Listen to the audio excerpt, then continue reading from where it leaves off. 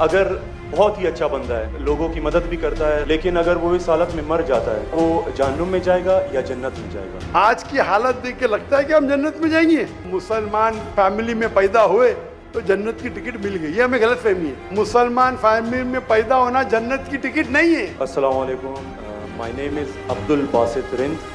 I'm a social media influencer. I'm having millions of followers on different platforms, social media platforms. मेरा सवाल ये है कि मैं एक मुस्लिम घराने में पैदा हुआ, मेरे माँ बाप जो है मुसलमान थे, मैं एक मासूम बच्चा, मुझे तो कुछ भी नहीं पता। मैं जब पैदा हो के जवान हुआ तो मेरा जो दिल है वो उसी चीज़ को तस्लीम करता है जो मेरे माँ बाप ने मुझे सिखाया। क्योंकि मैं मुस्लिम फैमिली में पैदा हुआ तो मैं इस्लाम को दिल से सच्चा समझता हूँ। अभी जैसे हमारे लक्ष्मण भाई आए थे, एक मासूम बच्चा, उसको कुछ भी नहीं पता कि मज़हब क्या है, रिलीजन क्या है, और वो क्रिश्चियन फैमिली में पैदा हो या हिंदू फैमिली में पैदा हो तो वो उसी चीज़ को फॉलो करता है, उसी चीज़ को उसका दिल मानता है जो उसके माँ बाप ने उसको सिखाया हो और उसके माइंड में फीड किया हो। तो वो अगर बहुत ही अच्छा बंदा है, वो बहुत ही अच्छा बंदा है, वो लोगों की मदद भी करता है, ख्याल भी करता है, बहुत नाइस इंसान है, लेकिन अगर वो इस हालत में मर जाता है तो क्या वो जहन्नुम में जाएगा या जन्नत में जाएगा? अगर जहन्नुम में जाएगा तो ये जस्टिस है या इनजस्टिस है? भाई साहब, आपने नाम क्या कहा आपका? Abdul Basit Rind. Abdul Basit Rind. Rind is a Balochi caste tribe है मेरा। रिंद जी, रिंद। अब्दुल कादिर इस्लाम। अब्दुल बासित। यस, शेख अब्दुल बासित अच्छे कारी थे माशाल्लाह। भाई अब्दुल बासित ने बहुत अच्छा सवाल किया।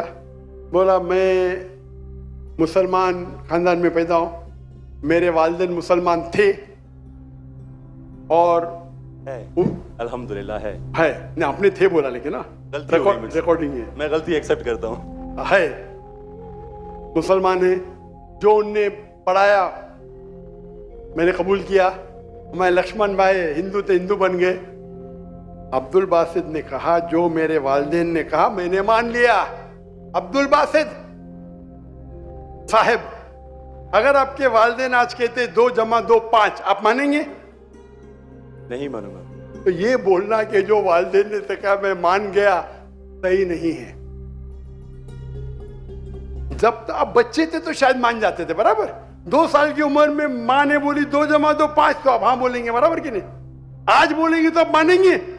Very good.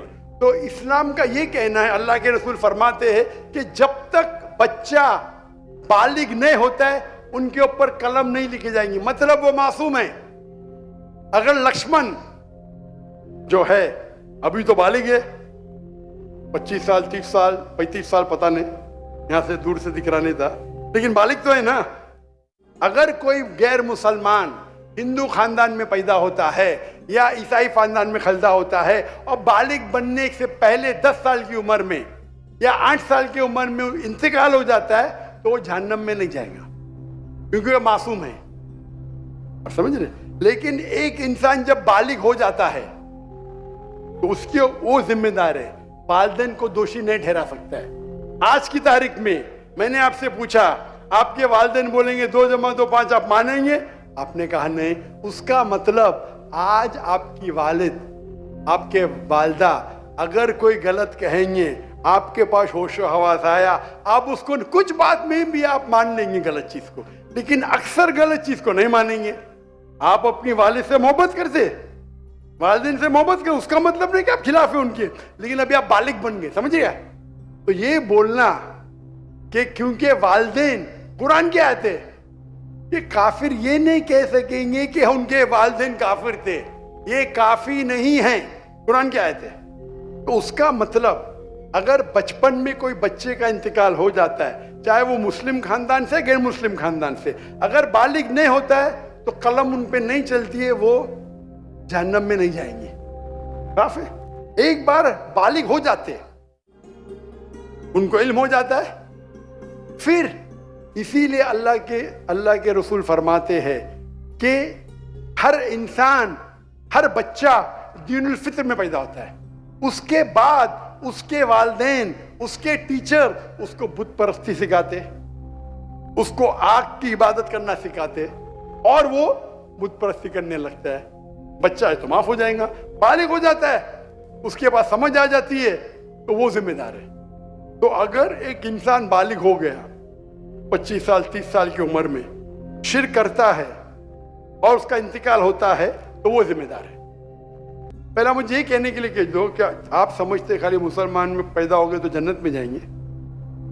इस्लाम में जन्नत में जाने के लिए 4 चीज की जरूरत है। मैंने कह दिया, ईमान, अमल सालेहात, ईमान, राइचियस डीड, वतवासौ बिल हक, हक की तरफ बुलाओ और सब्र की तरफ बुलाओ। 4 चीज की जरूरत है। आप बहुत अच्छे इंसान होंगे, नमाज पढ़ते होंगे 5 टाइम, हज के लिए गए होंगे, रोजा रखते होंगे, लेकिन अगर आप दावत नहीं करेंगे तो आमतौर पे आप जन्नत में जाएंगे नहीं।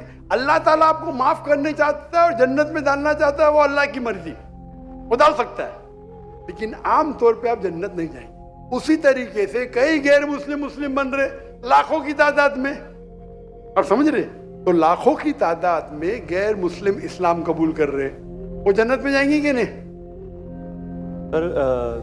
सवाल जाएंगे कि नहीं? बिल्कुल जाएंगे। और एक आदमी आज अगर इस्लाम कबूल करता है, अल्लाह ताला के रसूल फरमाते उसके सब गुनाह माफ। तो आपसे अच्छा मेरे से अच्छा हो गया ना। हम कितने भी अच्छे गुनाह तो थोड़े करते होंगे छोटे मोटे। तो ये कहना तो ये अल्लाह सुभाना व ताला का हिकमा है, ला इकराह फिद्दीन, हमारे दीन में कोई जबरदस्ती नहीं। ये आप बोलेंगे नहीं लेकिन चांसेस है क्या वो गैर मुस्लिम इसमें पैदा हुआ तो उसके इस्लाम करने के चांसेस कम है। बिल्कुल सही कम है। मुसलमान होने के बाद भी आज की हालत देख के लगता है कि हम जन्नत में जाएंगे। वो खातून क्या कह रही थी, क्या पीडोफिलिया करके जन्नत में जाएंगे? क्या लगता है आपको? वो तो हमारे इस्लामिक टीचिंग्स में नहीं है बिल्कुल। लेकिन जन्नत में जाएंगे क्या वो मुसलमान? अगर अपने आप को मुसलमान कहते हैं और पीडोफिलिया कहते जन्नत में जाएंगे? बिल्कुल नहीं। अगर वो खातून सही है या पीडोफिलिया है तो उनका पहला सवाल का हिस्सा गलत है। वो मुसलमान है ही नहीं।